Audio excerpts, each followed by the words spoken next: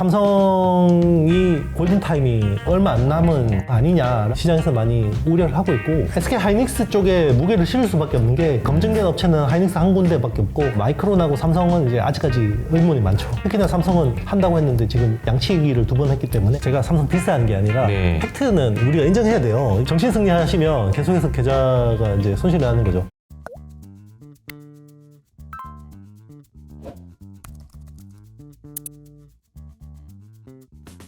안녕하세요, 이호석입니다. 오늘은 월간 하신 시간이 돌아왔습니다. 안녕하세요. 네, 안녕하십니까? 네, 대표님 간단하게 네. 최근 근황 소개 좀. 네. 요즘에 열심히 방송 출연하고 있고 네. 강연 열심히 하고 있습니다. 그러니까 이제 늘 이제 대표님이 얘기하시는 걸 들어보면 내가 바쁜 정도에 따라서 주가를 막 예측하시고 그러잖아요. 요즘에 어떠세요? 네, 제가 정확한 휴먼 인덱스가 돼버렸는데 네. 거의 제 채널 조회수가 필라델피아 반도체 지수하고 거의 동행한다. 네, 아시겠지만 요즘 필라델피아 반도체 지수가 신고가입니다. 아하. 그죠? 네, 그래서 제 채널도 굉장히 잘 되고 있고 그리고 10만. 네, 실버 10만. 버튼. 축하드립니다. 열심히 텔레그램 홍보해 주시는 거 제가 네, 봤습니다. 네. 너무 감사드리고 네. 이호석 아카데미 구독자분들께도 너무 감사드리고요. 그런데 이제 제가 이렇게 인기를 얻을수록 제 말을 듣고 수익을 보실 가능성은 점점 떨어지고 있다라는 거고요. 어쨌든 아직까지 좀 더 룸은 있습니다. 아직까지 제가 피크아웃은 아닌 것 같은데 이제 조금씩 조심하셔야 된다. 나의 인기가 높아지고 있으니 조심해라. 뭐 이런 얘기를. 꺼버리시는 거 아니에요? 안 돼. 아직 남았어요. 아직 남았습니다. 상반기 때까지는 좀 돈을 벌어야 된다, 적어도. 네네. 근데 이제 아직 3월이니까 아직 좀 시간이 좀 있긴 한데요. 그 사이 혹시 좀 바뀐 게 있으실까요? 제가 이제 작년 거의 봄부터 거의 출연한 것 같은데 네. 그때부터 제가 초지일관 올 상반기까지 그러니까 그때는 내년 상반기까지 벌어야 그렇죠. 된다고 이야기했고요. 업황 사이클은 내년까지는 좋을 것 같습니다. 네. 그러니까 내년 상반기까지는 확실하게 보여요. 그러니까 주가는 9개월 선행하죠. 그러면 내년 상반기까지 보이면 대충 이제 올 상반기까지가 그리고 좀 더 가면 올 가을까지는 이제 좀 더 이제 수익이 날 수 있는 부분이고 이게 뭐 또 시장이 정확하게 반영되는 건 아니니까 약간 시차가 있을 수도 있으니까 그런 거고요. 일단 지금 AI를 주도하는 거는 데이터 센터 서버 쪽이잖아요. 근데 이거는 이제 인프라입니다. 이제 서비스는 나왔고 인프라가 이제 지금 계속해서 이 트랜스포머라는 알고리즘 때문에 계속해서 스케일을 키우고 있는 상황이고요. 이게 이제 이번 사이클을 끌고 가는 이번 슈퍼 사이클을 끌고 가는 강력한 힘이라고 보시면 되고요. 심플하게 보시면 엔비디아 주가 꺾이는 거 보시면 돼요. 엔비디아 주가가 저는 상반기 중엔 안 꺾일 것 같거든요. 그래서 상반기 중에 안 꺾인다 그러면 대한민국 HBM도 안 꺾입니다. 근데 아마 한 하반기 갈수록 이제 힘이 점점 딸릴 것 같은데 자, 여기서 변수는 딱 하나 있어요. 네. 온 디바이스 AI. 제가 작년 한 하반기부터 출연해서 말씀드린 게 올해는 그러니까 작년에는 AI 서버 쪽이 좋았고 올해 그러니까 내년에는 그러니까 올해입니다. 올해 그때 이야기로는 내년이었으니까 올해는 이제 온 디바이스 AI 쪽으로 좀 뭔가 방향이 전환될 거다. 이제 시장의 분위기가 올 거다라고 했는데 제가 한 몇 달 전에 꺾었습니다. 제가 틀린 것 같습니다. 다시 서버입니다. 이렇게 이야기를 한 이유가 있는데 결국 온 디바이스 AI 쪽에서는 너무 빨랐다. 메타버스처럼 너무 빨랐다라고 이제 생각이 들고 있고요. 그런데 이게 하반기에 온 디바이스 AI 쪽으로 분위기가 온다 그러면 AI 사이클을 더 갈 수 있어요. 그러니까 이게 업황 사이클하고 주가 사이클 다른 건데 저는 주가 사이클 말씀드리는 겁니다. AI 쪽에 이제 업황은 계속 좋아요. 왜냐면 계속 좋은데 주가적으로 보면 이제 올 상반기가 거의 기점이 될 거라고 보고 있고 하반기 이게 만약에 온 디바이스 AI 쪽에서 뭔가 킬러 어플이 될 만한 가능성을 보여준다. 어떤 쪽에서. 그러면 내년 상반기까지 주가는 더 갈 수 있을 것 같아요. 핸드폰이든 아니면 어디든 네네. AI가 탑재된 놈이 네네. 사볼만 하다. 맞습니다. 제가 이제 이걸 이렇게 이야기를 하거든요. 와이프한테 얘기하는데 빠꾸 안 맞는다. 네. 여보, 나 PC 바꿔야 돼. 그러면 네. 뭘 바꿔? 이러는 게 아니고 아니 이거 AI 들어가는 거라서 바꿔야 돼. 그러면 그렇죠. 그렇지. 바꿔야지. 이런 얘기가 나온다. 그러면은 좀 더 간다. 네. 근데 이제 그런 이야기가 나올 수 있을지 여부는 좀 이제 지켜봐야 될 것 같고요. HBM 그리고 이제 엔비디아 그리고 이제 TSMC 이렇게 같이 묶음으로 볼 수도 있을 것 같긴 한데 엔비디아가 실적 발표 전에 좀 쫄았다가 네네. 또 실적 나오고 나서 많이 올랐는데요. 실적 발표에서 우리가 이거는 놓치면 안 된다 이런 게 좀 있었을까요? 일단 전년 대비해서 일단 엔비디아 실적은요 데이터 센터만 보시면 됩니다. 당분간은 제가 봤을 때 뭐 게이밍이나 뭐 자율주행차나 이런 쪽의 제가 봤을 비중이 때 이미 너무 많이 너무 높아졌어요. 많죠. 이번에 221억 달러가 매출이 나왔는데 그중에 180억 달러가 데이터 센터 매출이고요. 원래 엔비디아가 분기 매출이 한 85억 달러 나오면 대박이다 이런 회사였어요. 그리고 보통 PER도 80배 정도 받았죠. 근데 지금 포워드 실적 기준으로 보면 PER이 30배 초반 수준이고요. 네, 그 데이터 센터 쪽에서만 180억 달러가 나오고 있기 때문에 그런데 전년 대비해서 성장률이 409%예요. 네, 데이터 센터 쪽이. 어떻게 그럴 수가 있어. 그러니까 이게 스몰캡 회사도 아니고. 그러니까. 네. 그러면 이게 이제 성장률은 꺾일 수 있다라는 건데요. 이제 성장률이 꺾일 때 주가는 좀 조심해야 됩니다. 주식은 다음 실적 나올 때 그 전쯤에서 이제 약간 이제 조심하자. 성장. 예. 왜냐면 409% 성장 나왔으면 이제 다음 분기는 그럼 500% 나와야 되잖아요.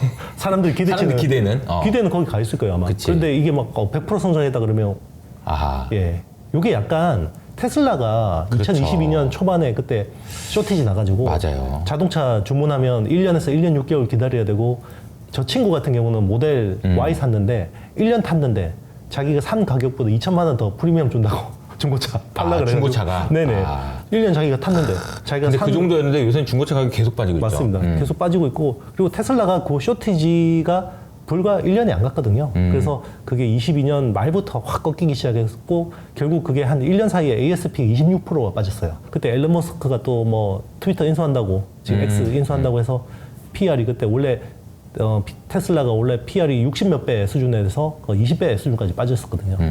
이제 뭐 그렇게 뭐 엔비디아가 이렇게 간다라는 건 아니고 이제 우리가 상정할 수 있는 그런 이제 여러 가지 시나리오도 한번 생각해봐야 된다는 거죠. 그렇죠. 네. 그러니까 이제 어떤 주식이 너무 완벽해 보이는 때가 있거든요. 테슬라도 그랬었고 뭐 한때 뭐 바이오텍들도 맞아요. 그랬었고. 근데 그게 결국 끝은 있고요.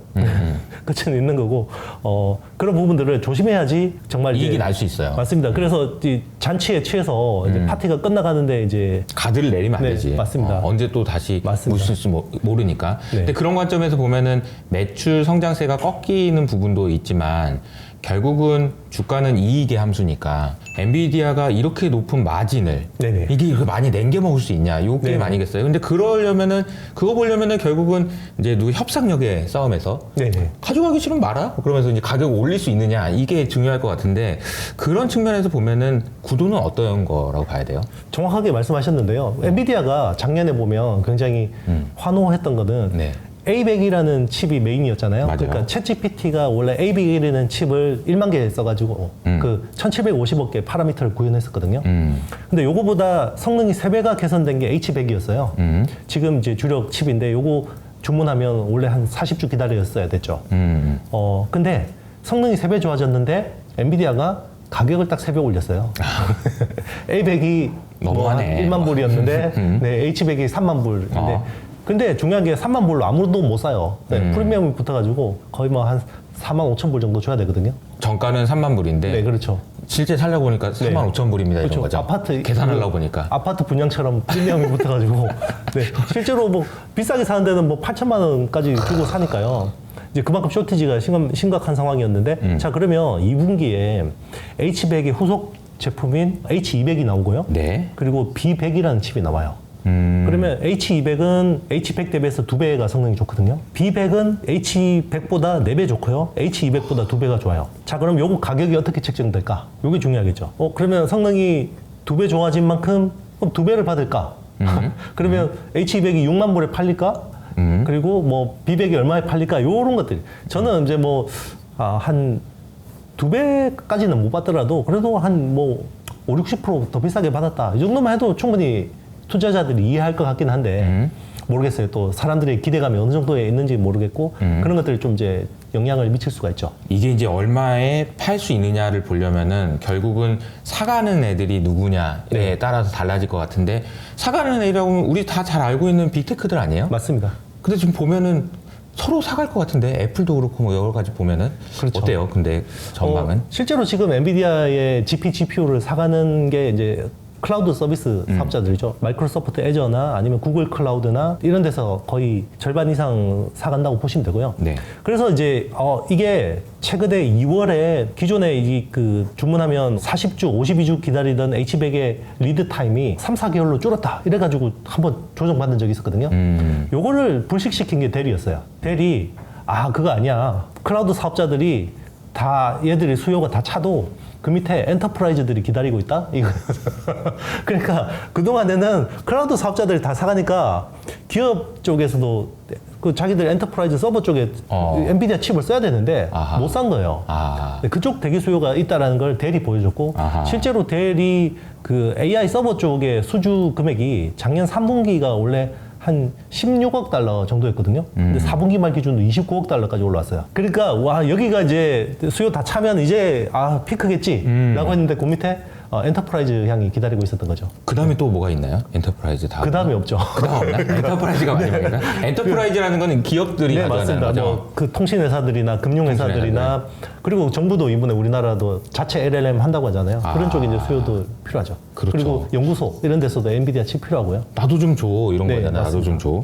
그런데 이제 줄은 많이 서 있겠죠, 그냥. 맞습니다. 그래서 맛집이 사실 그렇잖아요. 아. 그래서 입으로 줄 세우잖아요. 테이블도 안 갖다 놓고. 그렇지. 네. 테이블도 안 갖다 놓고. 근데 여기서 굉장히 복잡한 이제 머리 싸움이 있어요. 그러니까 우리는 보면 뭐 삼각동맹이라 그래가지고 서로 사이좋게 막 가나보다 이렇게 하지만 그러니까 이제 뭐 네. 삼각동맹이라는 거는 네. 엔비디아랑 TSMC 그리고 이제 하이닉스까지 붙어서 맞습니다. 야니 같은 편이다 네. 이런 식으로 이제 기사는 그렇죠. 많이 나오잖아요. 맞습니다. 근데 그들 사이에서 지금 머리 싸움이 장난 아니에요. 아. 일단 엔비디아 입장에서는 얘들이 많이 만들어주면 좋은 거고요. 그렇죠. 리고 이원화하면 좋은 거예요.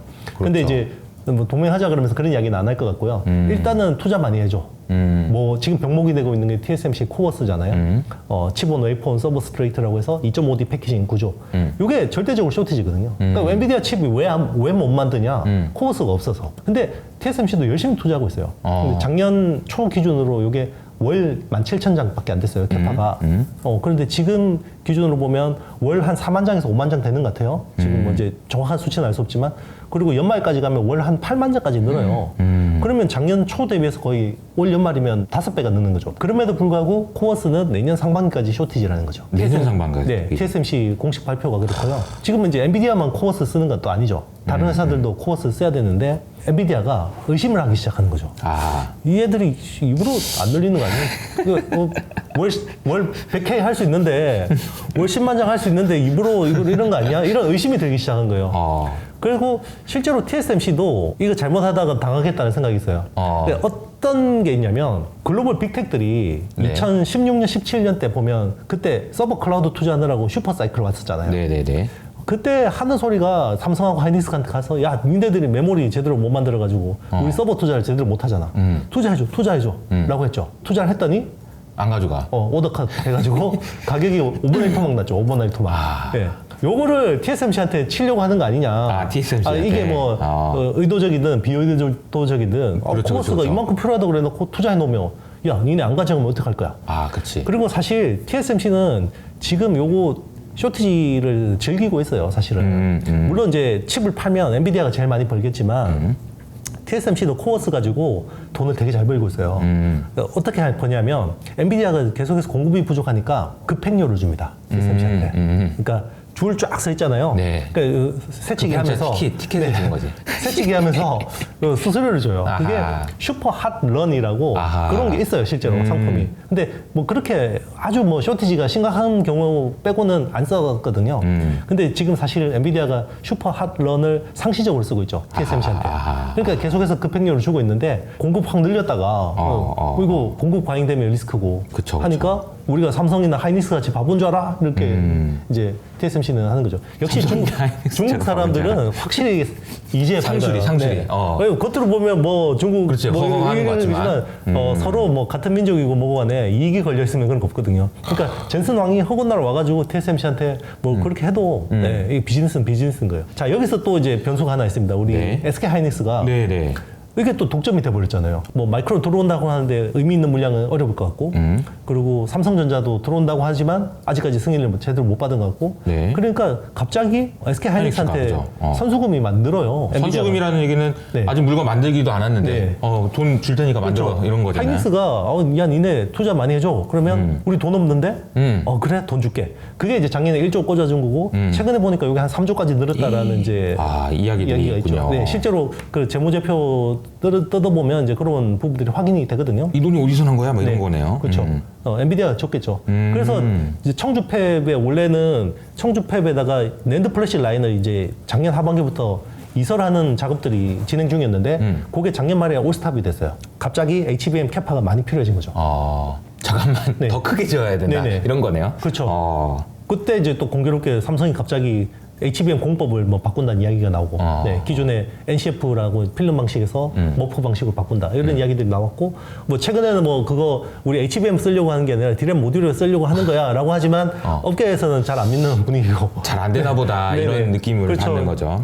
뭐 사실 그게 아니면 한미 반도체가 사실 뭐 상한가가 그런 수준의 그렇죠. 주가가 두 번 날 수가 없는 거죠. 이제 여기서 이제 하이닉스가 어떻게 대응하느냐가 중요한데 자 이제 그동안에는 코어스가 병목이었는데 이제는 HBM이 병목이 될 가능성이 높아지고 있어요.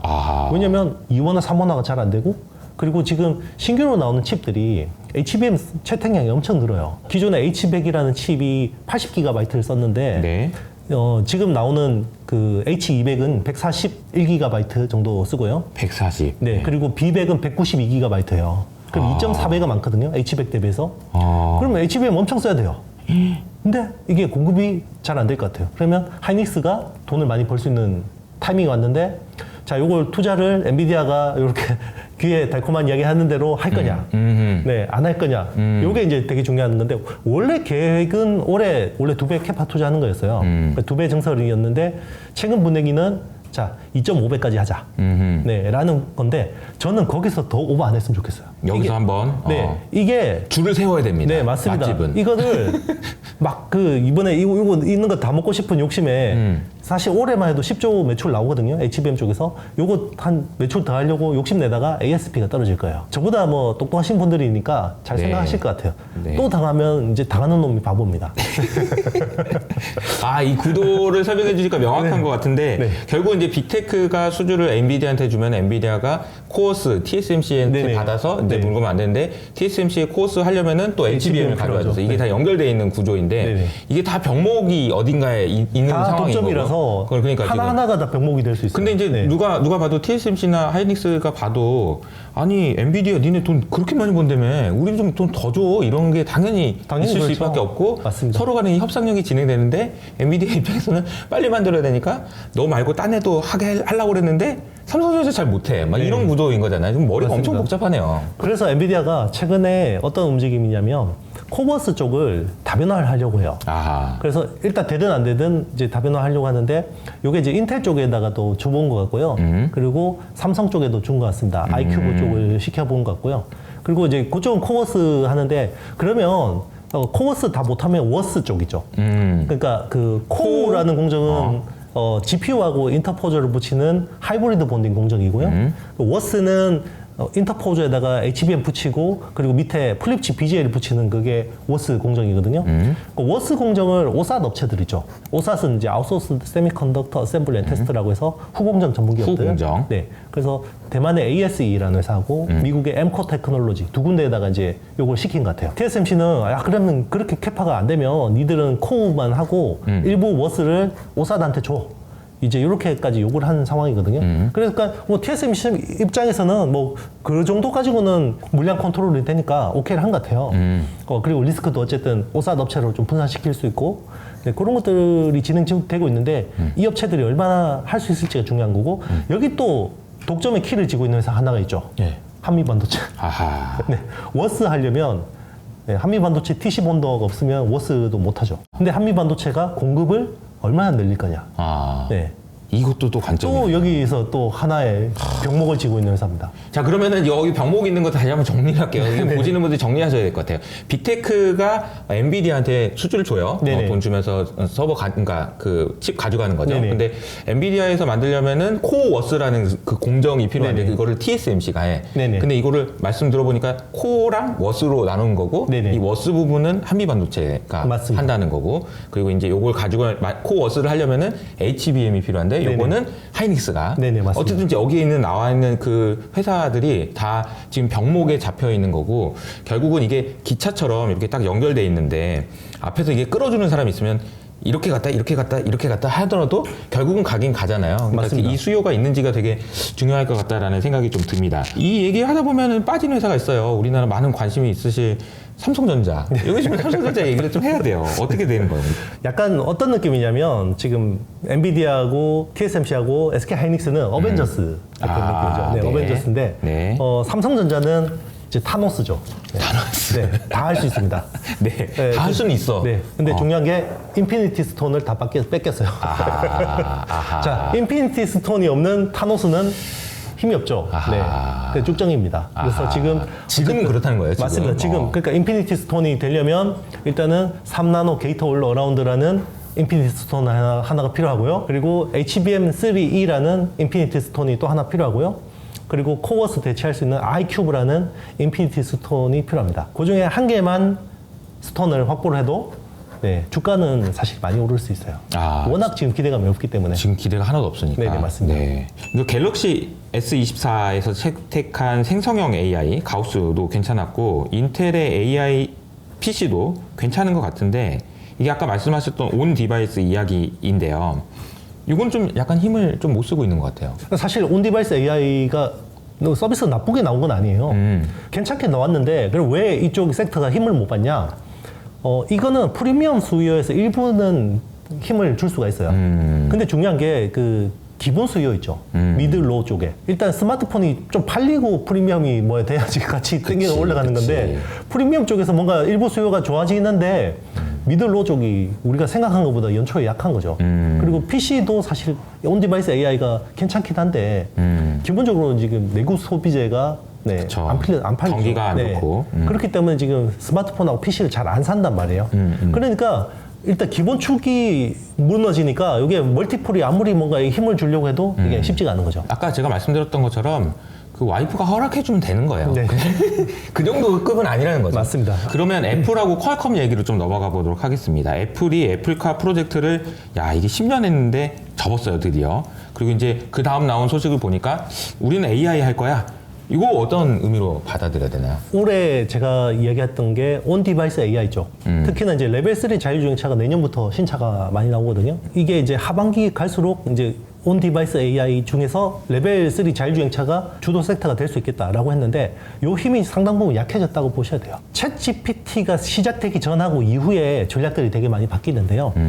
그전에는 디바이스가 더 중요했다고 빅테크들이 생각을 했어요. 그래서 애플카 같은 것들을 지금 개발하고 있는 상황이었는데 지금은 AI 쪽이 더 중요하다고 생각을 하는 것 같습니다. 그렇기 때문에 최근에 엔비디아 주도의 AI 서버 칩 쪽 밸류 체인들이 더 세게 갈 수 있었던 부분이고요. 올해 자율주행차 쪽은 뭐 모멘텀이 살아있긴 하지만 애플이 이쪽에서 거의 지금 발을 빼는 흐름이면 세게 가기는 쉽지 않겠다는 생각이 들어요.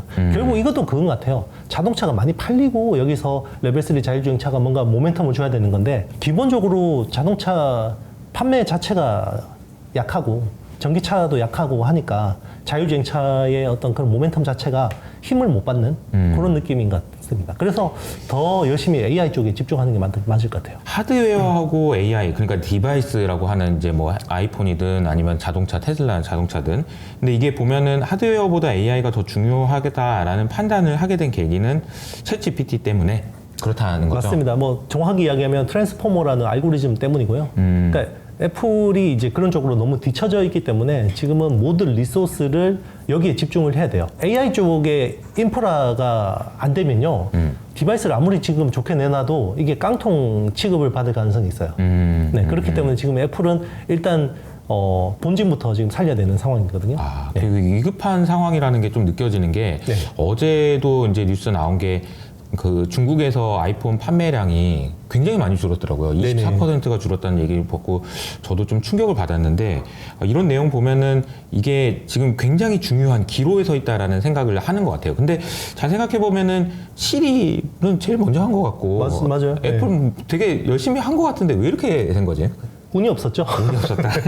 일단 시리 서비스가 나온 게 보통 본격화된 게 2013년이거든요. 애플이 사실 AI를 열심히 안 하는 회사가 아니에요. 굉장히 열심히 했는데 예전에 이런 것 같아요. 미국이 막 반도체 그 막 키운다고 해서 열심히 진공관 투자를 해놨거든요. 네. 진공관 기반으로 엄청 투자를 해놨어요. 근데 그게 진공관을 대체하는 트랜지스터가 나왔죠. 그러니까 이제 일본은 진공관 투자 안 하고 트랜지스터부터 투자하니까 이게 미국 반도체 업체들은 매몰 비용이 엄청난 거죠. 근데 이제 일본은 새로 시작하는 거죠. 그러니까 지금 보면 그런 거예요. CD라는 게 트랜스포머 기반 알고리즘이 아니에요. 딥러닝 기반의 알고리즘인데 이게 약간 조금 정리 드리자면 AI라는 게 사실 그 우리 영장류에서 이렇게 뭐 하나하나씩 제거하고 결국 호모사피엔스가 살아남는 것처럼 AI도 그렇거든요. 처음에는 앨런 튜링이라는 사람이 뭔가 고안을 하고 나서 이게 이제 처음에는 생짜로 막 프로그래밍 코딩 해가지고 막 이 법칙들 만들어가지고 했는데 그게 안 되죠. 엣지 케이스가 워낙 많이 나오니까. 그래서 컴퓨터 좋은 거 갖다 놓고 빅데이터 막 밀어놓고 스스로 학습해봐. 그게 머신러닝이거든요. 머신러닝. 네, 그래서 AI가 머신러닝이 메인이 됐고, 뭐 요게 이제 뭐 크로만 용인 정도 되겠죠. 그리고 여기서 딥러닝이라는 또 AI가 메인이 됩니다. 그러니까 머신러닝 중에서 여러 가지 기술이 있었겠죠. 다양한 영장류가 있는 것처럼.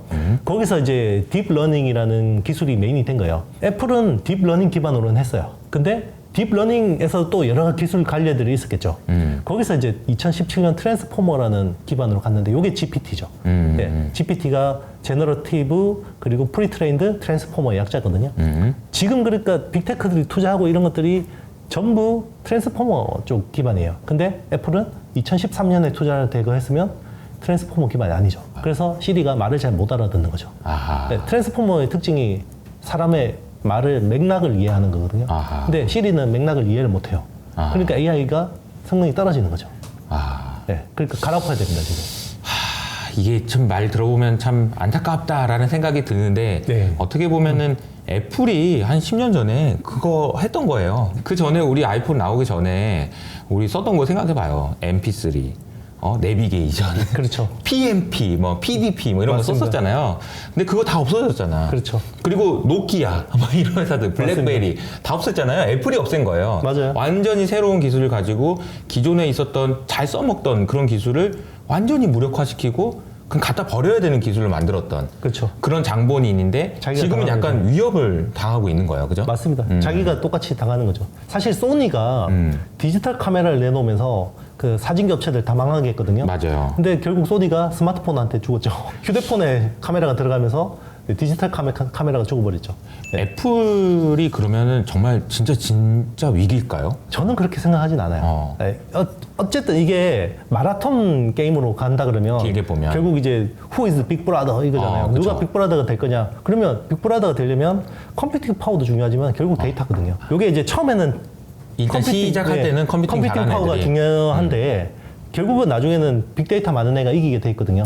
근데 애플처럼 이 엣지 디바이스 쪽에서 빅데이터 많은 애가 없어요. 없죠. 네. 우리 다 지금 아이폰 쓰고 맞습니다. 있는데. 그리고 애플 클라우드에 엄청나게 많은 사용자 데이터들이 모아져 있을 거고 요거를 그냥 가공해서 컴퓨팅 파워 가지고 하면 되는데 당장 엔비디아 칩을 못 구할 뿐이에요. 그런 거죠. 네. 근데 그것도 엔비디아가 나왔네요. 네, 그렇죠. 그래서 애플도 지금 엔비디아한테 빨리 가서 줄 서 있을 거란 말이죠. 맞습니다. 그래서 어떻게 하냐면 애플이 올해 AI 쪽 서버 쪽으로 예산 배정한 게 45억 달러예요.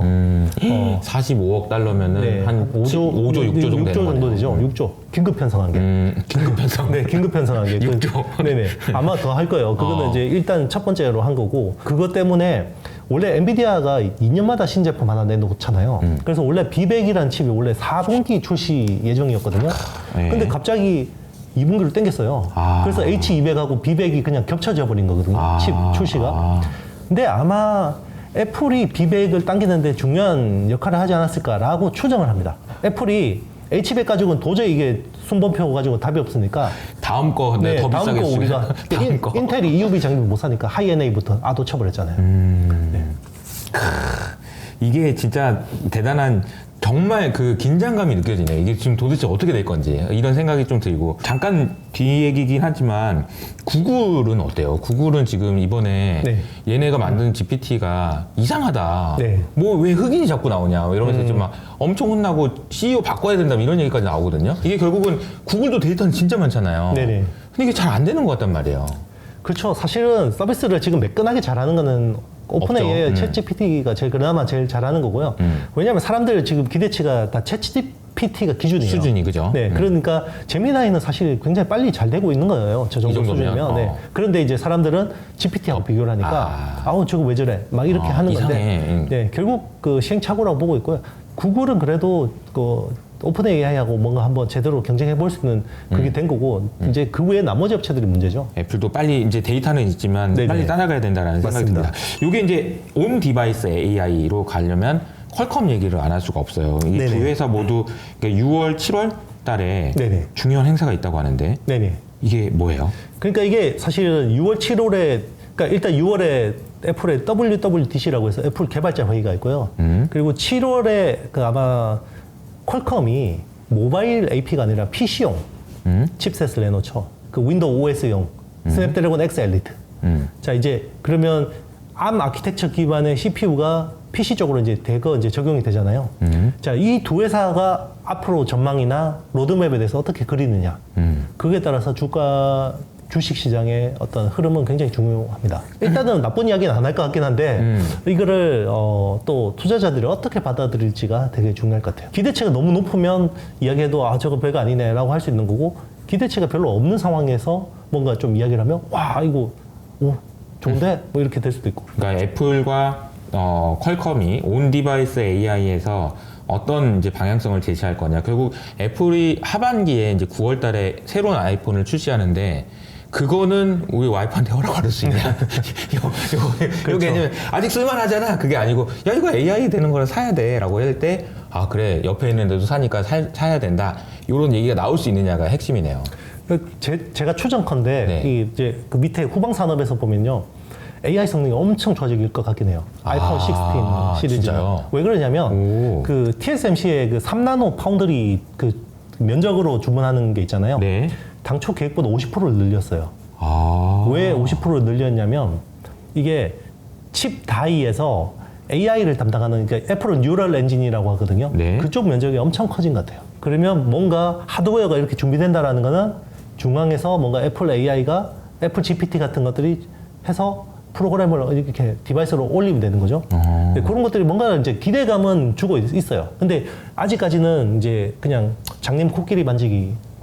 네. 야 이걸 주문한 거 보니까 뭐가 네. 나오겠더라 정도지 네. 뭐가 나올지는 모르는 아직은 거니까. 모르는 거죠. 네. 근데 어쨌든 주문량을 늘리는 거 보니 이거 네. 계획은 지금 뭐가 있나 보다 이런 생각을 할 수 있다는 거죠. 맞습니다. 그래서 TSMC 3나노 갑자기 그 수요가 확 네. 폭발적으로 증가한 거죠. 당초 계획보다. 온 디바이스 AI가 이제 드디어 스마트폰으로 들어옵니다. 근데 이게 되면은 하반기에 우리가 주목해봐야 되는 국내 기업들이 있을까요? 일단 이제 저는 애플하고 퀄컴이 제일 중요한 온디바이스 AI 업체라고 봐요. 그러니까 사실 지금 서버용 AI 업체는 엔비디아가 중요하고 결국 우리 국내 시장이나 일본이나 대만이나 유럽에서도 주가 시세가 강하게 나는 건 엔비디아의 친구들이거든요. 그러면 온디바이스 AI 쪽에서 이제 두 회사가 뭔가를 보여준다 그러면 이제 온디바이스 AI 친구들을 봐야겠죠. 퀄컴하고 국내 가장 많이 바인딩 되는 회사는 리노공업이라는 회사예요. 테스트 소켓 회사고, 자, 이 회사는 핀 타입으로 하는데 다양한 서비스를 제공해 줄 수 있는 맞춤화를 해줄 수 있는 그런 준비가 돼 있는 거고요. 뭐 그런 회사들 보시는 게 좋죠. 온 디바이스 AI에는 이제 대장주라고 할 수 있는 게 이제 리노공업 네네. 이렇게 볼 수 있을 것 같고 네네. 이것도 이제 봐야 되는 게 결국은 오겠죠. 그러니까 결국은 온 네. 디바이스 AI가 많은 사람들의 채택을 받고 충분한 지불 용의가 있는 그런 제품이 나오긴 하겠지만 언제 나올지는 그리고 이제 그게 언제 주가에 반영될지는 모르니까. 그렇죠. 네. 근데 아마 뭐 애플이나 퀄컴 쪽에서 뭔가 굉장히 긍정적인 그림을 그려준다 그러면 국내 관련된 업체들은 많이 오를 수 있을 것 같고 그리고 이제 기판 쪽에서 이제 심텍 같은 경우는 이제 GDDR 쪽이죠. 네. 그러니까 온디바이스 AI의 그 AP 그러니까 프로세서 성능이 좋아지면 거기에 붙는 그래픽 D램도 성능이 좋아져야 돼요. 그러면 거기 관련된 기판을 납품하는 심텍 같은 회사들, 뭐 해성 DS, 뭐 기판 업체들도 수혜를 좀 볼 수 있고요. 그리고 이제 테스트 쪽에 이제 그런 쪽도 수혜를 볼 수 있죠. 앞서 일부에서 이야기해 주셨던 게 결국 엔비디아가 언제까지 가고 우리 반도체 사이클 언제까지 가냐라고 했을 때 상반기까지는 괜찮은데 이게 연장될지 여부에서 굉장히 중요한 키팩터가 온디바이스 AI가 맞습니다. 괜찮은 놈이 나오느냐 여부인 네네. 거고 그거를 확인할 수 있는 시점이 6월과 7월에 있는 애플과 퀄컴 이 행사다라고 이야기를 해주신 것 같습니다. 자, 이게 마지막 주제는 이제 삼성전자와 TSMC 이야기를 좀 해보려고 합니다. 엔비디아의 AI 반도체 GPU 공급 부족이 결국 이제 TSMC에서 코워스라는 일부에서 이제 얘기했어. 근데 그게 이제 너무 부족하다라는 게 문제라는 건데요. 이게 어느 정도 상황인지 또 다시 한번 좀 정리를 한번 해볼까요? 네, 일단은 뭐 지금 수요가 너무 폭발적으로 증가하고 있어서 그러니까 왜 그러냐면요. 트랜스포머라는 모델이 나오기 이전에 AI 그 데이터 트레이닝 수요가 보통 2년마다 한 8배씩 수요가 폭증했어요. 2년마다 8배. 그런데 트랜스포머가 나오고 나서 데이터 트레이닝 수요가 2년마다 몇 배 정도 폭증했을까요? 얼마나 들었어요? 한 216배. 8배에서 216배 됐습니다. 네. 그러니까 트랜스포머 이전과 이후는 완전히 다른 세상이에요. 그러네요. 그러니까 그만큼 컴퓨팅 파워가 많이 필요해졌고 그러면 그만큼 엔비디아 칩을 많이 갈아 넣어야 된다는 거죠. 그러니까 수요는 일단은 너무 많아요. 그리고 트랜스포머라는 이 알고리즘 특징이 두 가지가 있습니다. 그 스케일링 로우라고 해서 컴퓨팅 파워, 그러니까 매개 변수 늘리고요. 그리고 빅데이터 많이 넣어주면 선형적으로 계속 좋아져요. 어디까지 좋아지냐? 아무도 몰라요. 사람의 매개 변수, 그 시냅스라고 하죠. 사람의 두뇌 시냅스가 한 200조개 됩니다. 200조개.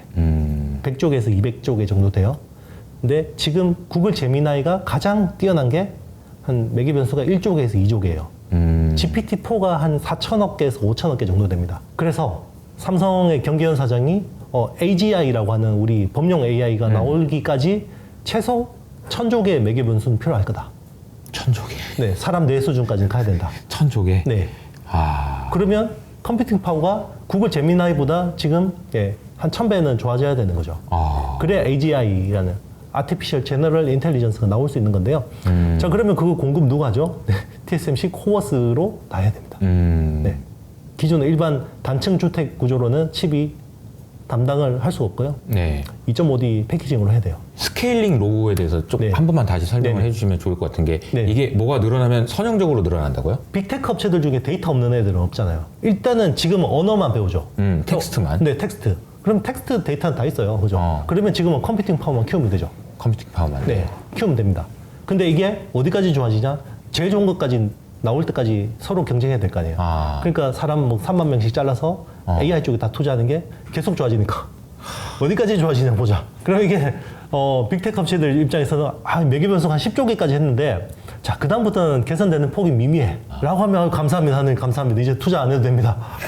근데 그거 몰라요, 아무도. 그게 아직도 안 나온 거군요. 안 나왔죠. 네. 계속 성능이 더 좋아지니까. 그렇죠. 그러면 이제 우리는 그만하고 싶은데 옆에 애들이 계속 투자하면 야, 우리도 더 질러. 그 약간 제가 비유가 지금 방금 생각난 게 보통 보면은 한 1시간 공부하면 점수가 뭐 10점 올라, 2시간 공부하면 또 올라. 그런데 이제 한 10시간 정도 공부하면 더 이상은 안 올라. 그럼 쉬어도 되잖아. 맞습니다. 근데 11시간 공부했는데 또 올라. 그럼 더 해야 되잖아. 맞습니다. 옆에 있는 데도 해. 이러면 계속 가야 되는데 아까 말씀하셨던 숫자를 생각해보면 구글에서 지금 제일 잘 나온 게 매개 변수가 1조개인데 사람의 시냅스는 200조개다. 1000조개는 왜 나온 거예요, 근데? 그 AGI라는 게 멀티태스크, 멀티모달을 구현할 수 있는 거잖아요. 네. 그 정도로 하려면 다재다능해야 되거든요. 다재다능. 네. 얘가 뭐 나의 뭐만 잘하는 게 아니고 감성적인 어프로치도 해줘야 되고, 내가 뭐 만들어 달라 그러면 바로 만들어줘야 되고, 영화 아이언맨의 자비스. 그리고 자비스. 영화 매트릭스의 오라클. 저는 옛날에 영화 그 중에 허 영화. 그 영화가 너무 또 요새 다시 하면서 생각나더라고요. 허는 언어만 하는 거예요. 허는 언어만 하는 건데, 근데 정말 전지전능한 AI가 우리 이야기가 스카이넷. 스카이넷. 네. 그러니까 나쁜 놈이 AGI가 되면 스카이넷.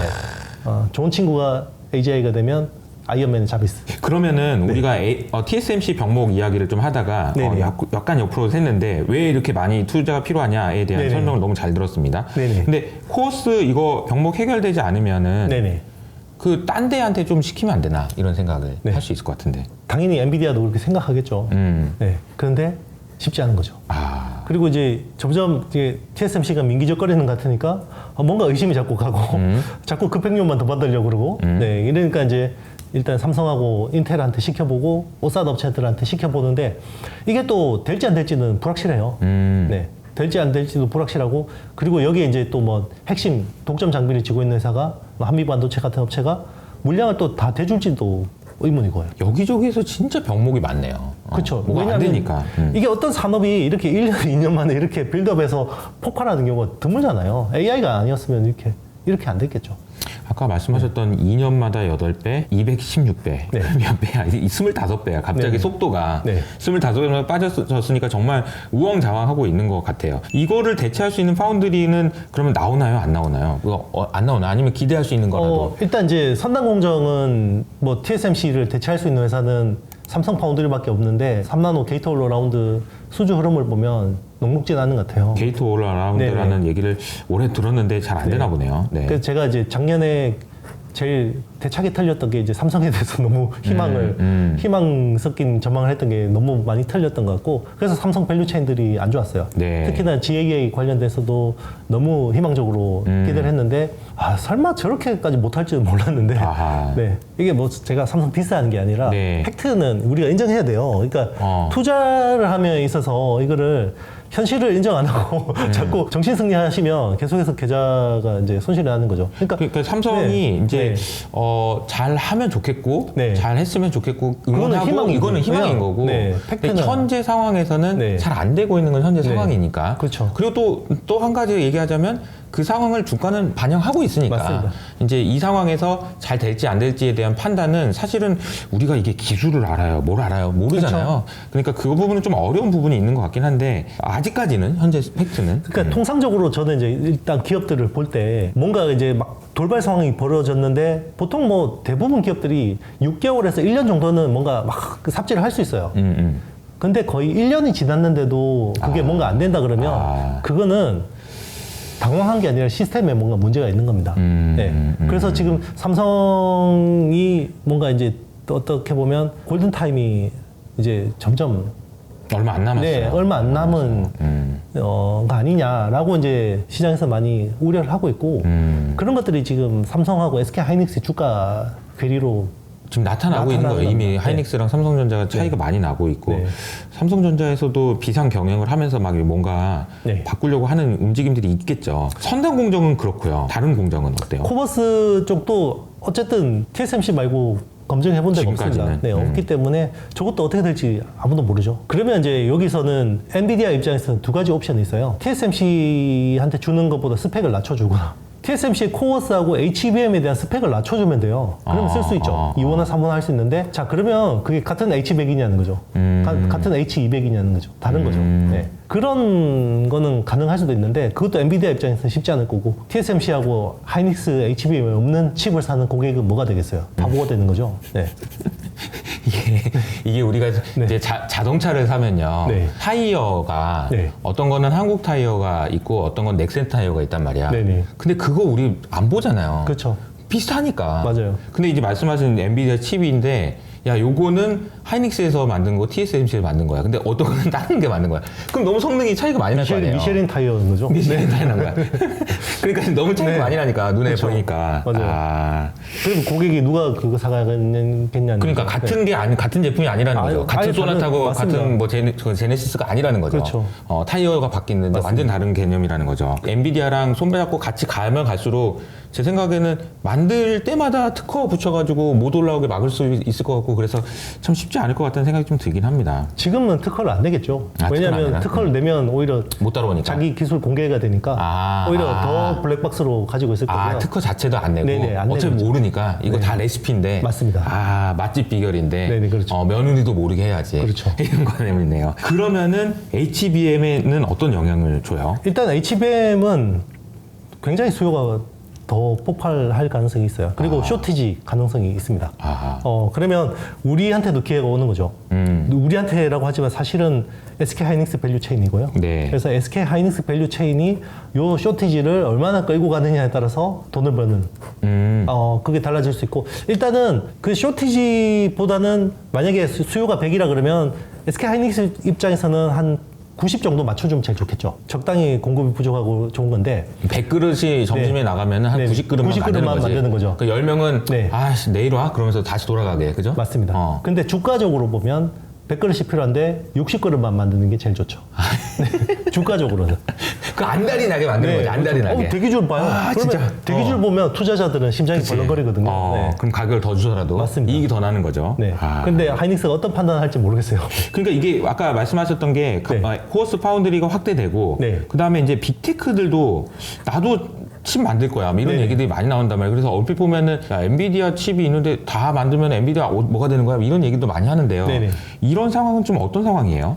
지금 빅테크들도 칩을 만들 수 있고 뭐 그게 네. 어느 정도 규모인지. 제가 앞에 말씀드린 그 트랜스포머의 수요에 대해서 아하. 그걸로 대답을 할 수 있을 것 같은데요. 아하. 그러니까 지금 이제 구글 같은 회사들이 어떤 지경이냐면 엔비디아 칩을 다 못 사잖아요. 그래서 일단은 엔비디아 칩을 살 수 있는 대로 끌어모아서 사고 있고요. 대충 뭐 작년에 엔비디아 칩 산 수량이 한 7만 개에서 한 8만 개 정도 되는 것 같아요. GPU 기준으로 한 7, 8만 개 샀고 나머지 안 되는 거는 TPU 가지고 백업하는 거죠. 여러분들은 뭐 온디바이스 AI 그러면 로컬에서 100% 담당하고 뭐 자체 설계칩 하면 엔비디아 안 쓰고 막 이런 거 생각하는데요. 그게 아니라 같이 써야 돼요, 당분간은. 아하. 왜냐면 그만큼 컴퓨팅 파워가 많이 필요하고요. 그러니까 엔비디아 사실 칩 공급망을 원활하면 자체 설계 안 하겠다라는 회사도 있어요, 사실은. 근데 그만큼 지금 이게 쇼티지가 안 풀릴 것 같고, 그러니까 이제 그 엔비디아 칩하고 자기 설계한 칩하고 같이 이렇게 섞어가지고 버무려서 이제 컴퓨팅 파워를 구현하는 쪽으로 당분간 갈 거고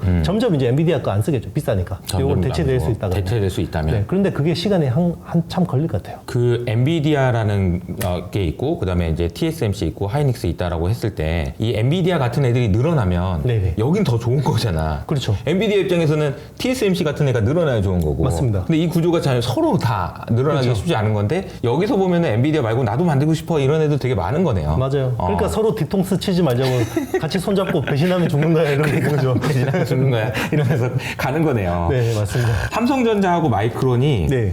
이제 나도 HBM 이런 네. 얘기를 하면서 주가가 좀 움직였어요. 네네. 그리고 이제 하이닉스 입장에서는 그래? 우리만 할 수 있는 거 아니야? 이런 식으로 해서 좀 충격도 받고 그랬어요. 근데 이게 정말로 어떻게 되고 있는 거예요? 뭐 일단 이 양산품이 나와봐야지 검증을 할 수 있는 건데 실제로 지금 양산품이 나와 있는 거는 SK 하이닉스밖에 없죠. 그리고 지금 나와 있는 양산품이 HBM3 4세대 제품이고요. 지금 이 업체들 이야기하는 건 다 5세대 제품입니다. 그래서 이게 확인되려면 또 하반기 정도 돼야 되겠죠.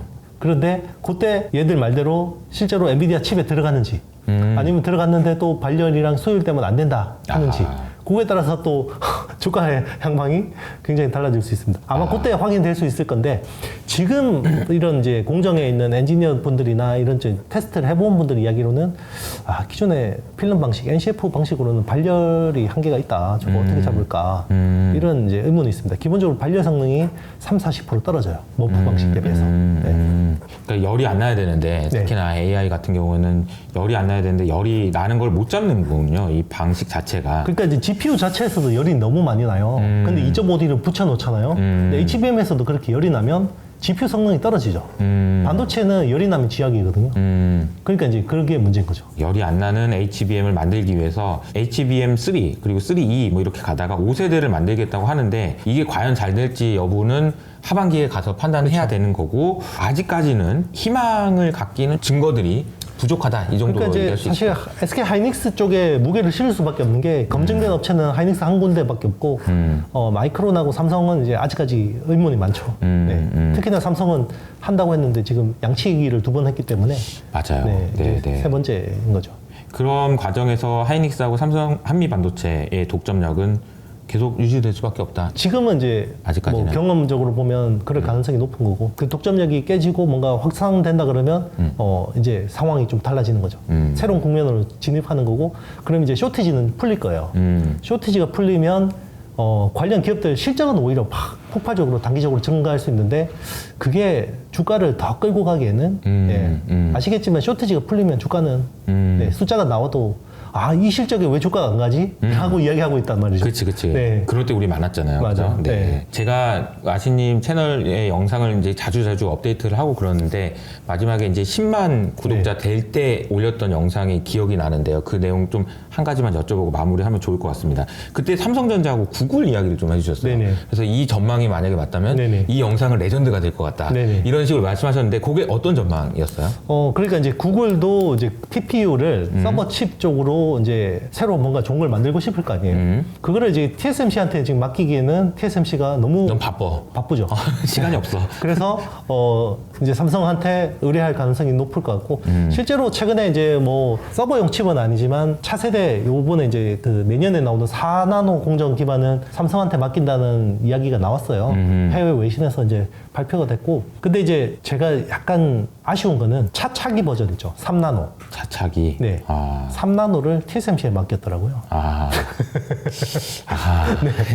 네. 대답이 됐을 거라고 생각합니다. 네. 네. 그렇군요. 네, 차기 버전은 삼성인데 차차기를 왜 굳이 TSMC로 갔을까? 3나노는 네. 안 될 수도 있으니까 네. 뭐 또 이게 또 양다리라고 해야 되나 아무튼 치열한 수싸움이라고 해야 되나 네네. 그런 거 뭐 같네요. 하여튼 삼성이 참 여러 가지로 네. 오늘 얘기를 듣다 보면은 네. 삼성전자의 상황이 지금 상황이 녹록지 않다라는 생각을 좀 근데 많이 이제 하게 되는 중요한 것 같아요. 거는 주가 반영하고 주가에는 있다는 다 거죠. 반영하고 있는 거예요. 이거 듣고 뭐 삼성 여기서 갑자기 팔아 이런 거 아니에요. 이거 아니고요. 오히려 자 이렇게 기대치가 낮아졌기 때문에 조금만 희망을 보여준다 그러면 오히려 주가는 반대로 네, 움직일 수 있어요. 그러니까 네. 업황 이야기와 주가 이야기를 잘 분리해서 들으셔야 돼요. 네, 특히나 네. 경제 채널을. 오늘 내용은 그동안 월간 아신 중에서 가장 흥미 있었던 것 같습니다. 이게 싸움이라고 이렇게 비유하고 네. 맛집에 비유하니까 이게 훨씬 더 와닿는 것 같고 아마 보시는 분들도 훨씬 더 이해가 쉽지 않았을까 이런 생각이 좀 드네요. 마지막으로 한 말씀 해주신다면 어떨까요? 네, 일단 다음번 월간 아신 때까지는 제가 좀 괜찮을 것 같은데요. 다음번에 왔을 때는 굉장히 침울하게 할 수도 있는데 제가 그런 것 같아요. 저도 반도체 사이클을 저도 이제 반도체 분석을 한 18년 했으니까 사이클을 한 3번 정도 본 것 같아요. 큰 사이클을. 그럴 때마다 제가 실수했던 게, 자, 이번 사이클은 좀 달라. 뭔가 더 갈 수 있을 것 같아. 슈퍼 사이클이야. 네, 항상 다르니까. 완벽할 것 같아, 이번에. 그래. 예전에는 1년 6개월 만에 끝났는데, 이번에는 더 갈 것 같아. 그러다가 항상 틀렸거든요. 근데 이번에는 그런 실수 하지 말자라고 생각하고, 일단 반도체가 작년 초부터 올라갔으니까, 올 상반기에 되면 대충 1년 6개월. 그러니까 이제 길면 2년까지는 가요. 사이클이. 근데 그런 것들 잘 조심해서 투자하시고요. 상반기까지는 열심히 공부하셔가지고, 좀 많은 수익을 내시고, 4월, 5월 들어갈 때 쯤부터는 이제 좀 경계감을 가지시는 게 좋지 않을까. 네. 지금도 사실 그렇게 반도체 섹터 편안한 가격대는 아니거든요. 가격대 자체가 네네. 그죠? 편안한 상황은 아니에요. 사실 뭐 작년 상반기나 이럴 때는 편안하게 말씀드렸죠. 네, 좋을 것 같습니다. 라고 지금 지금은 그런 상황이 아니기 때문에 그럼에도 불구하고 아직까지는 업사이드는 있는 상황. 네, 그런 것들 좀 봐주시면 좋을 것 같고, 그리고 저희 그 어떤 그 분석가들의 뷰는 자꾸 바뀌어요. 시장 그쵸. 전방 상황이 바뀌고 그러기 때문에 몇 달 전에 이야기했던 거 가지고 뭐 이렇게 의미를 두실 필요 없어요. 제일 최신 뷰를 보셔야 돼요. 그래서 네. 제일 최신 영상에서 이 사람이 어떤 이야기를 하는지가 되게 중요한 거고요. 그거는 왜냐면 이게 완전 유기물처럼 바뀌고 경쟁 환경 좀 바뀌는데 얘기 들어보시면 알죠. 뭐 어떤 상황인지. 경쟁 환경이 바뀌고 갑자기 삼성이 엄청 대박 났습니다. 이럴 수도 있는 거예요. 그러니까요. 네, 이 상황이 바뀔 수도 있는 거기 때문에 그걸 너무 저때 이야기했으니까 저기 이렇게 보실 필요는 없어요. 그거는 잘못된 거예요. 잘못된 접근이라는 거죠. 주식 투자자들은 절대 그런 식으로 접근하시면 안 되고요. 큰 흐름 줄기는 있겠지만 그쵸. 거기서 어떤 시장을 보는 그런 뷰는 스파스로 굉장히 많이 바뀝니다. 그래서 뭐 그런 것들 참 염두에 두시고 저희 영상을 보시면 투자에 많은 도움이 되지 않을까 생각합니다. 네, 말씀을 듣다 보니까 최근에 들었던 이제 격언 하나가 떠오르는 게 우리가 이제 주가를 맞추기는 되게 어렵지만 딱 하나 맞출 수 있는 건 있다. 바뀌지 않은 거. 사람이 굉장히 탐욕스럽다는 거.